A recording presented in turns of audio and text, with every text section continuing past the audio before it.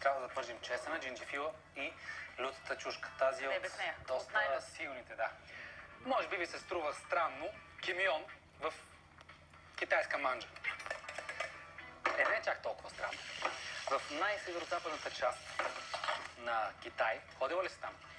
Не точно там, но добре, близо до там. Живеят мюсюлмани и тамошните пазари ухаят на кимион. Така сме чували, не сме ходили. Затова те попитах. Но в тази част на Китай хората ядат много люто. Провинциите, в които ядат най-много люти чушки, са Сичуан, Хунан, доколкото знам. Кимион не сме запекли все още. Само говорим за него. Да. Ето го. Ще го запечем на сухтиган и след това ще го стрием.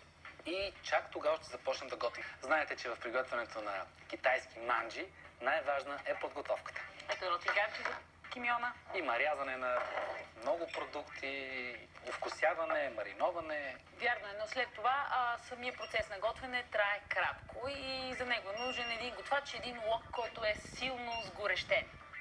Много горещ. Добре, изпичаме кимион, стриваме го, след това започваме същинското готвене.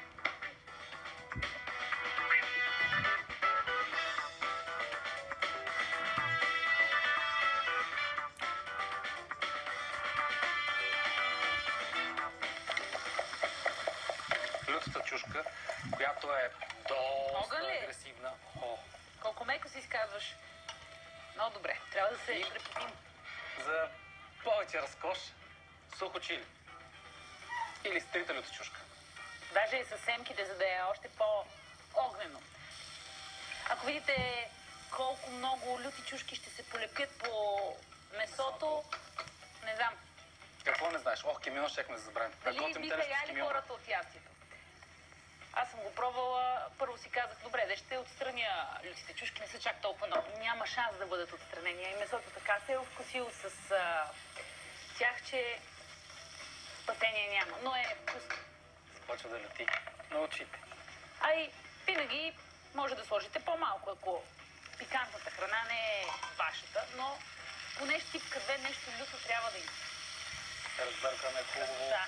Месото да се дозготви, да поеме ароматите от джинджифила, чесъна, кимиона, лютата чушка, чилито.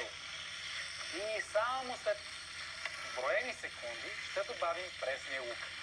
Него винаги го слагам на финала, за да е свеж, зелен. Въобще няма да люти в тази конфигурация.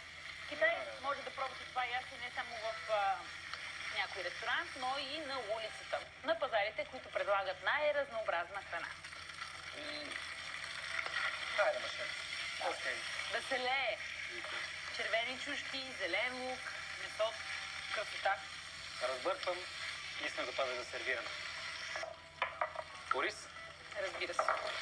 Може да го сложите в купичка отстрани или пък да го сложите в купичка, след това да я обърнете в чинията, в която ще сложите месото, за да си разбъркате всичко, когато започнете да ядете.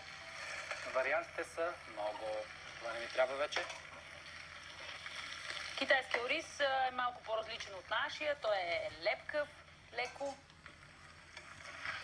Но ние тук сме избрали жасминов, който е с много богат. Много богат. Даже сам по себе си е апетитен. Знаеш, предлагам да направим точно това, което споменах. Да го притиснем хубаво и да го обърнем в чинията. Добре. Ето така. Ето черните за теб. Я да видим. Внимавай. Вода имаш ли под ръка? Или мляко? Люто, За много хора лютото е просто люто. А всъщност тук има няколко различни пикантни продукта, които правят ястието доста по-ароматно и разнообразно. Пот ще се лее. Вкусно е и много люто. Вижте как направи. Месото се реже на много тънки парчета, напречно на мускулните влакна. Залива се с шерито и двата вида соев сос. Поръсва се с щипка сол и нишестето и се разбърква. Оставя се да се маринова за една нощ. Пържи се на маслена баня и се отсежда от излишната мазнина. Чесъна и джинджифила се наситняват. Кимиона се запича на сух тиган и след това се стрива в хаванче. Чушката се почиства от семките и се нарязва.